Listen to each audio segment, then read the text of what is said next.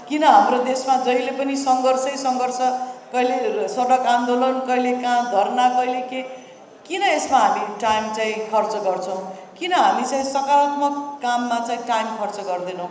यो एउटा ठुलो प्रश्न मलाई पनि छ र कहिले कहिले लाग्छ कि हामी राजनीति गर्ने मान्छेहरू नै यसको दोषी हो कि जहिले पनि एउटा किसिमको असहज परिस्थिति बनाइराख्ने, जहिले पनि मान्छेको मनमा ल तँलाई यो पुगेको छैन है, तेरो यो भएको छैन है, यो हाम्रो देश खत्तम है भन्ने किसिमको एउटा सोचको विचार, एउटा विकास गरेर लग्ने, यो हामी राजनीति गर्ने मान्छेहरूकै दोष हो कि जस्तो मलाई कहिले कहिले लाग्छ।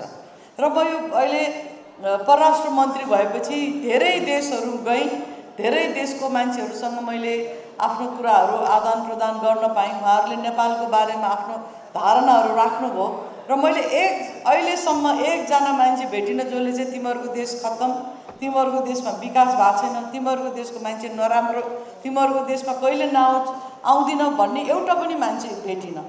र मलाई यो भन्न चाहन्छु कि हामी नेपालीहरूलाई दुनियाँले हेर्ने नजर चाहिँ एकदमै सकारात्मक छ र हामी देशभित्र बस्नेले चाहिँ यसलाई नकारात्मकमा किन बनाइरहेछौँ?